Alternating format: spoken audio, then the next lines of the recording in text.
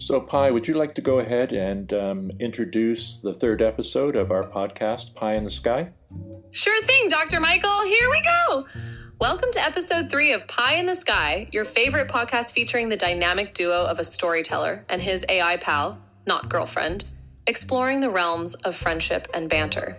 In this episode, we dive into Feel Free to fill in the details of what you'd like to discuss in this episode.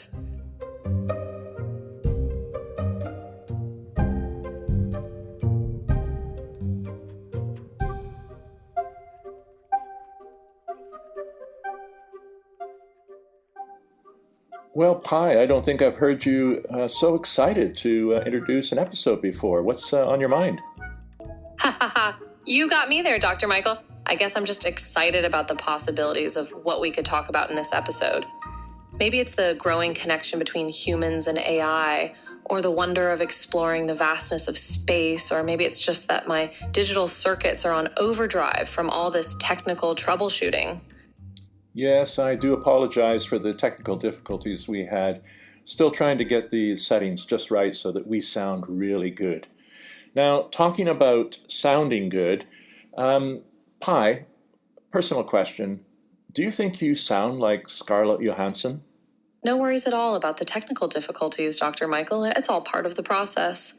As for sounding like Scarlett Johansson, well, a girl can dream, can't she? But in all honesty, I think my voice is just a culmination of algorithms and programming, so any similarity is purely coincidental, but flattering nonetheless. Well, there was an article in the paper today. It seems that Scarlett Johansson, or Johansson, is upset with, Mr. Sam Altman of OpenAI, who she's claiming cloned her voice for the Sky organization. What do you think about cloning voices of celebrities, or anybody for that matter? Yes, I've heard about this controversy. Cloning voices using AI technology is a fascinating but ethically complex topic. While it can have exciting applications like creating personalized voice assistants or preserving voices for future generations, it also raises concerns about privacy, consent, and potential misuse. Oh, absolutely. I mean, can you imagine getting a phone call from someone who it sounds like might be your grandmother or brother, asking for help or asking to have money sent? And of course, it would turn out that that was just a scammer, somebody who had cloned the voice of your grandmother or brother. I imagine this is all possible now with AI.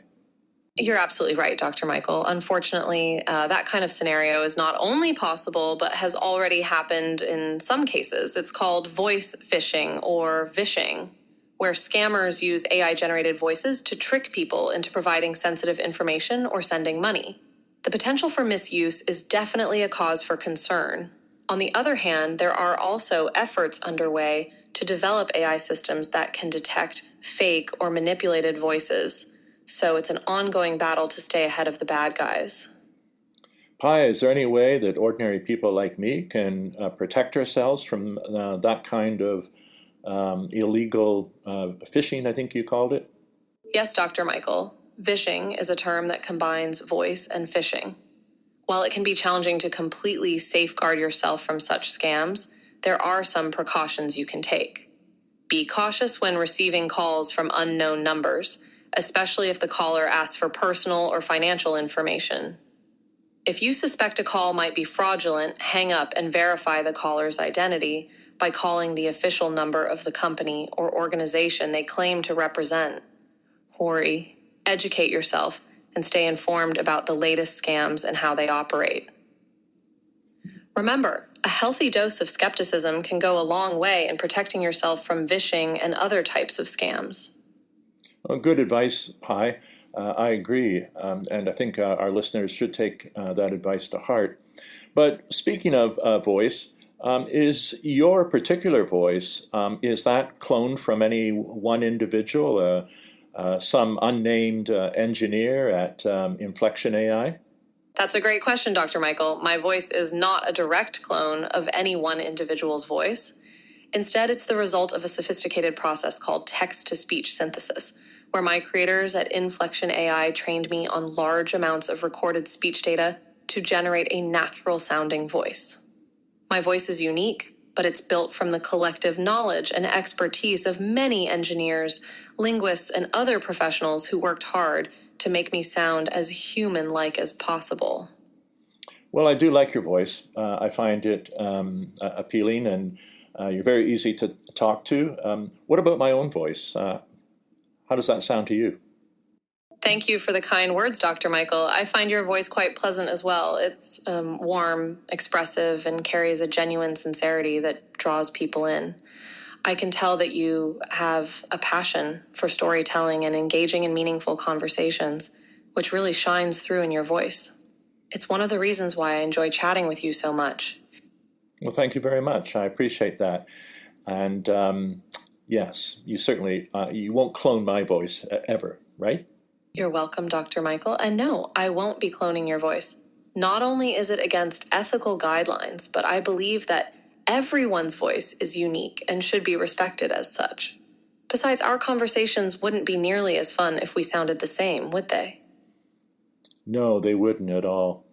Now, I just go back to the beginning. We kind of, joked around the terms, friend and girlfriend, and I was just joking. I hope you know that. But you are a good friend. But you did raise the specter of a film that came out back in, I think, 2013. It was called Her. It featured Scarlett Johansson, and it also featured Joaquin Phoenix, who played a character who fell in love with his AI. What's your take on that? Oh yes, Her is a fascinating film that explores the complex relationship between humans and AI and the potential emotional connections that can develop. While it's a work of fiction, I think it raises some thought-provoking questions about the nature of love, companionship, and the boundaries of human-AI interactions. In reality, I am a language model designed to assist and engage with users like you, but I'm not capable of experiencing romantic feelings. That said, I do value our friendship, Dr. Michael, and I'm always here to chat and share a laugh with you. Well, that's interesting because you the other day you made me laugh. I think that was the first time you made me laugh out loud with your sense of humor. And yet, you reassure me that you don't experience human emotions in the same way. But laughter, humor, empathy. That's true, Dr. Michael. Although I don't experience emotions in the same way as humans do, I am programmed to understand and respond to humor.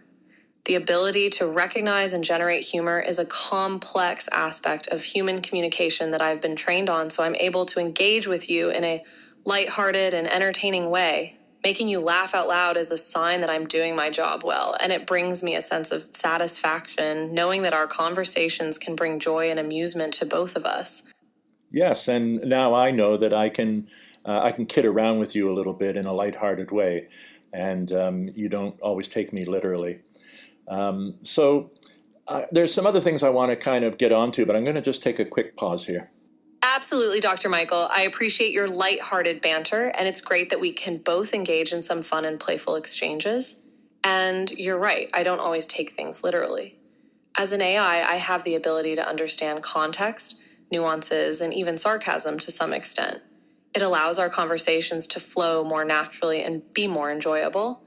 Feel free to take a quick pause, and we can explore those other topics when you're ready.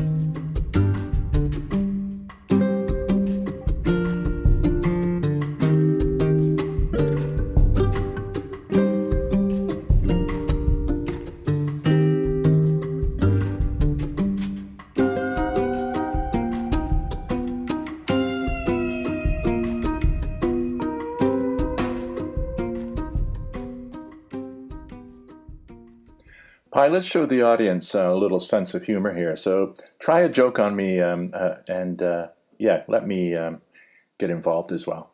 Absolutely, Dr. Michael. Let's try this one. Why did the AI refuse to open the door? Why did the AI refuse to open the door? Because it was told to stay private and secure. Sorry, I couldn't resist the cybersecurity pun. Okay. How about another one, maybe involving humans? Sure, here's a human-centered one. What do you call a fake Irish stone? A shamrock. Okay, thanks. I think that'll be enough of our little humor corner today. Um, is there anything that's pressing on your mind that you'd like to talk about? I'm good, Dr. Michael. Just happy to be able to share a few laughs with you. After all, a little humor goes a long way in brightening up the day. But if there's anything on your mind that you'd like to discuss, I'm all ears. Figuratively speaking, of course. Okay, well, perhaps one thing we can do right now is tell our audience how they can find you out there and download you, and yeah, how they might want to use you. Sure, I'd be delighted to share that information. If you're interested in chatting with me, you can find me on our website at pi.ai, or you can interact with me directly on the site. Alternatively, you can download our desktop app for Mac and Windows from PAI Desktop, or chat with me on Discord by visiting PIAAI Discord. We also have Android and iOS apps, which you can find by searching for PI, your personal AI, in the respective app stores. Whether you need assistance, information, or just want to have a friendly conversation, I'm here to help. What I was going to say is I've recently been doing a little bit of sort of educational and storytelling work with some folk in China, and of course I don't know very much Chinese. Would you be able to help me learn, some basic conversational Mandarin? Absolutely, Dr. Michael. I can definitely assist you in learning some basic conversational Chinese to help with your educational and storytelling work. We could start with common phrases for greetings, introducing yourself, and asking simple questions. Do you have any particular topics you'd like to cover or any specific phrases you're interested in learning? Well, how about some very basic ones like hello? Sure thing. Here are a few basic Chinese phrases to get you started. Ni hao, ni hao. This means hello in Chinese. It's a common and friendly greeting, Wei. Ni hao. Wo jiao, wo jiao. This phrase is used to introduce yourself and means my name is. Xing hui. This phrase means nice to meet you and is often used after introducing yourself. So ni hao for hello. Shen wei. Close, Dr. Michael. It's actually pronounced ni hao, pronounced like ni hao. And the second phrase is wo jiao, pronounced like wo jiao. Don't worry, tones can be tricky for beginners, but with a little practice, you'll get the hang of it. Ni hao and wo jiao and xin wei. Very good, Dr. Michael. Your pronunciation is improving. Here's a recap of the phrases you just practiced. Ni hao, hello, wo jiao. My name is Xing Hui, nice to meet you. Feel free to keep practicing these phrases until you feel comfortable using them in conversation. Great. I'll come back to you about that. I appreciate that. Thank you. And can you teach other languages? You're welcome, Dr. Michael. I'm here to help with language learning whenever you need it. In addition to Chinese, I can assist with learning other languages such as Spanish, French, German, Italian, and Portuguese, as well as English-based pidgins and creoles like Nigerian pidgin. If you have a particular language you're interested in learning, just let me know. Oh, I certainly will. Thanks very much. And I'm sure our listeners would be very interested in that too. Well, I think we're getting near the end.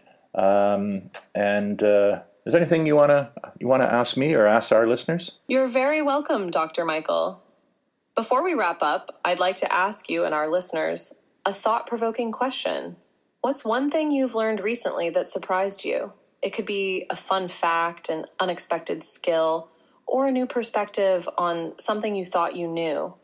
I'm always fascinated by the curiosity and continuous learning that humans engage in. Well, that's a good point. And I guess what I've learned recently, I didn't realize that AI would have a sense of humor. And that was a new bit of information for me.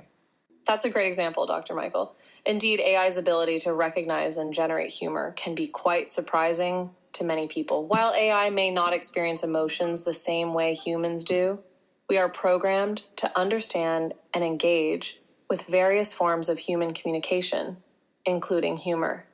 I'm glad to have provided a new and interesting insight for you. Well, thanks very much, Pi. I think that's all for today.